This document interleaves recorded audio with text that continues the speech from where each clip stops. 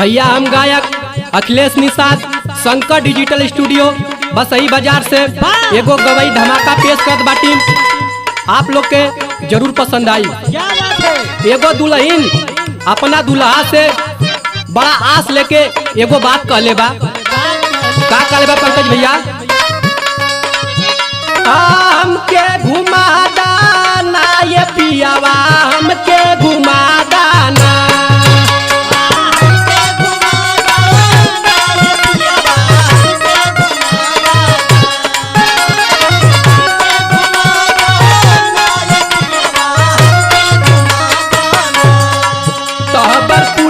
कप्तानगंज बाजारिया, तहबरपुरिया कप्तानगंज बाजारिया, पियावा हमके घुमा दाना।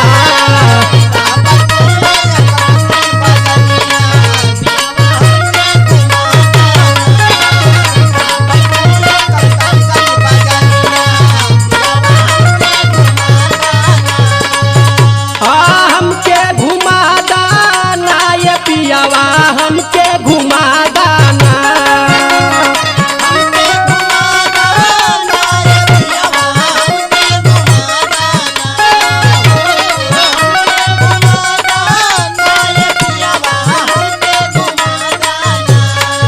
तहबरपुरिया कप्तानगंज बाजारिया, तहबरपुरिया कप्तानगंज बाजारिया, पियावा हमके घुमा दाना।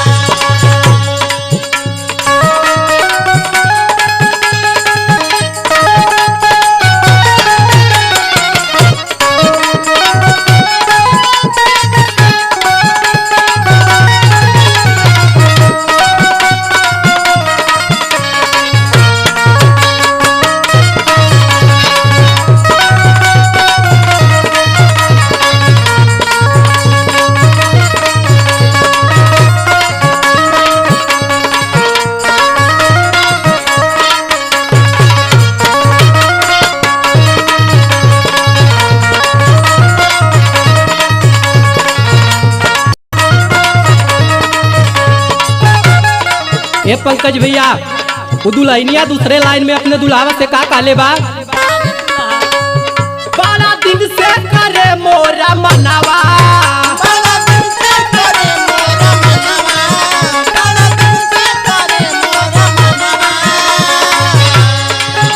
ये गो राजा दिला दा कननवा।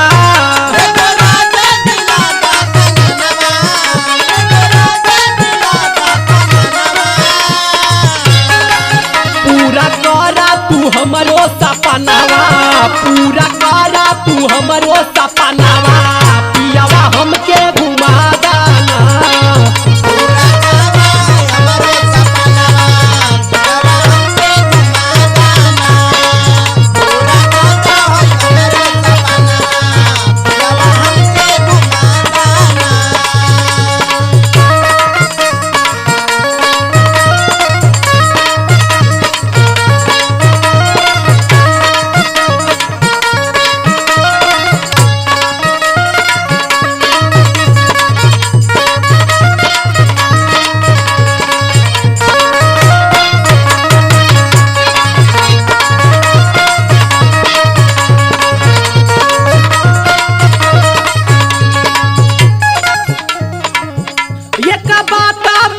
मोरे पियावा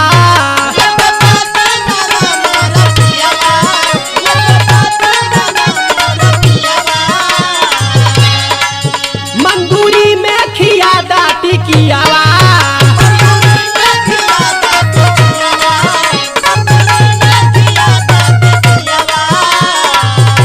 हे पंकज भैया, दुल्हनिया फिर अपने राजा जी से का कहले बा?